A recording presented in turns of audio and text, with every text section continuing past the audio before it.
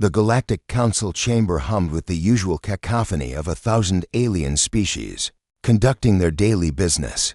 Mirabelle, a Zenthri diplomat with iridescent blue skin and crystalline horns that refracted light into dancing rainbows, navigated through the crowd with practiced grace. Her species was renowned across the galaxy for their exceptional telepathic abilities and 1,000-year lifespan traits that made them natural leaders in intergalactic affairs. She paused at her favorite observation deck, gazing at the spiral of stars beyond the massive viewport. This was where she often found him. Tiberius, she called softly.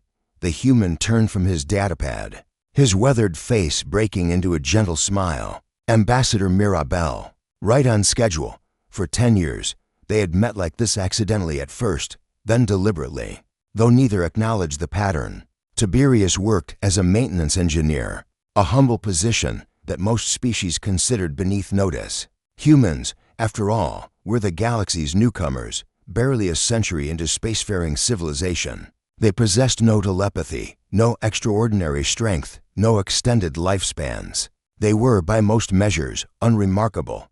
"How goes the environmental system today?" Mirabelle asked, settling beside him or stable.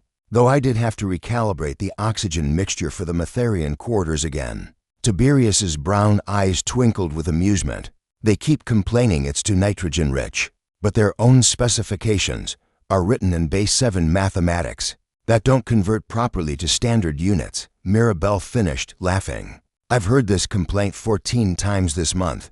What she didn't know what she couldn't know, because humans were blessedly immune to Zenthri telepathy, was that Tiberius had first seen her a decade ago, on his very first day aboard the station. She had been arguing passionately before the council about resource allocation for refugee colonies, her horns blazing with righteous fury. He had been a junior technician, invisible in his maintenance uniform, and he had fallen utterly, completely in love.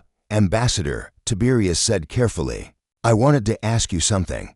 Mirabelle tilted her head, a gesture of attention among her people. "Of course, would you?" He paused, and she noticed his hands trembling slightly. How curious. Humans were such emotional creatures. "Would you consider bonding with me as a mate?" The question struck her like a physical blow.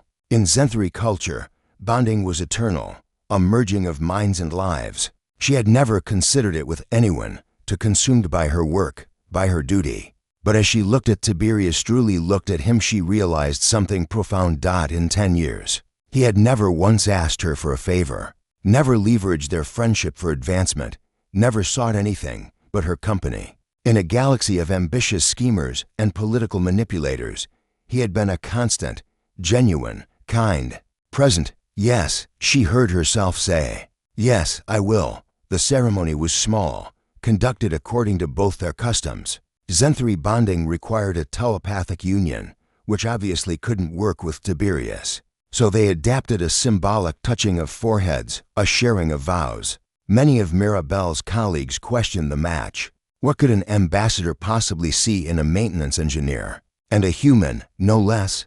It was during their bonding week, in the quiet of their new shared quarters, that Mirabelle discovered the truth.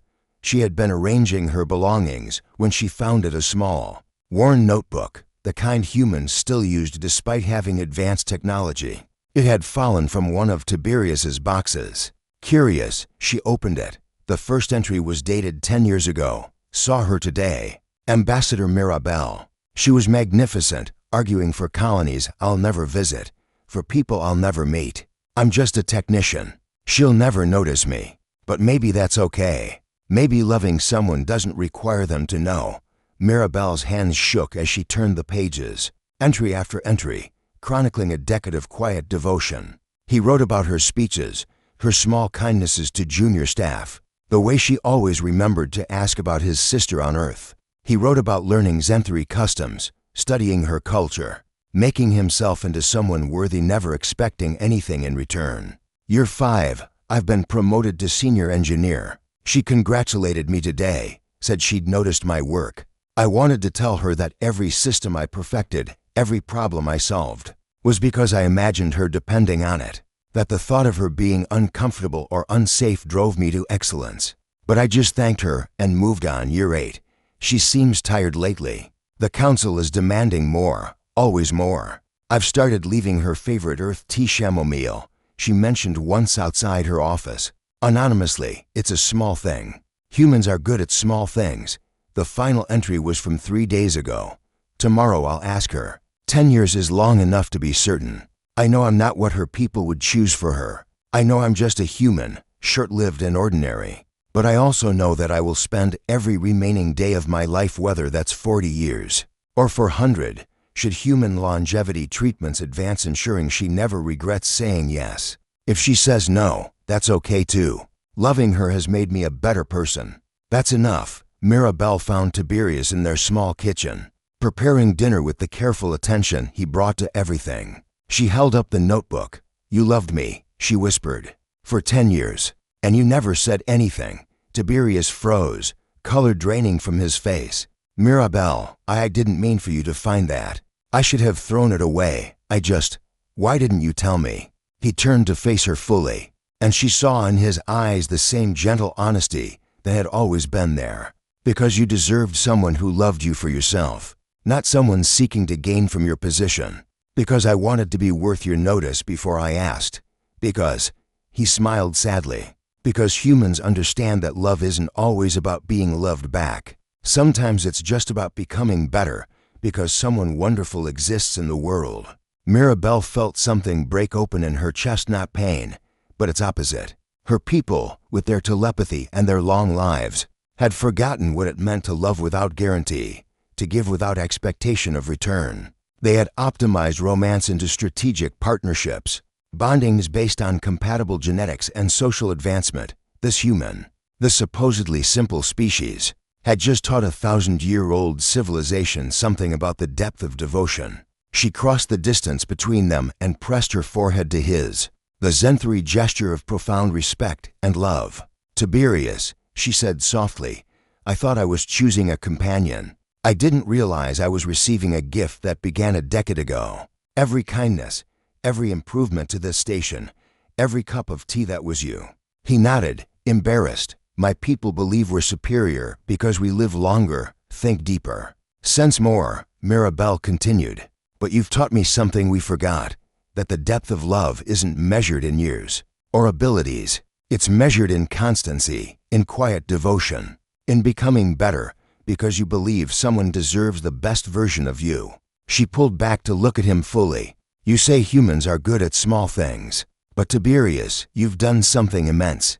You've loved without condition, without expectation, without even the hope of return. That's not small. That's the most powerful force in the universe." Tiberius cupped her face gently, his human hands warm against her crystalline skin. "I would have waited 10 more years if needed. 20. However long it took. That's what makes you worthy," Mirabelle said, finally understanding. "Not despite being human, but because of it.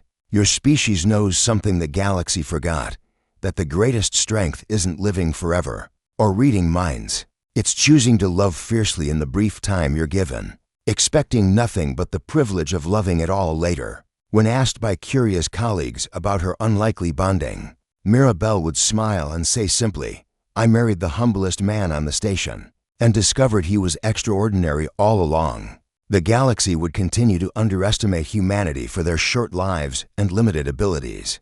But Mirabelle knew better. She had seen what humans could do with patience, devotion, and quiet determination, and she had her lifetime to explore that power.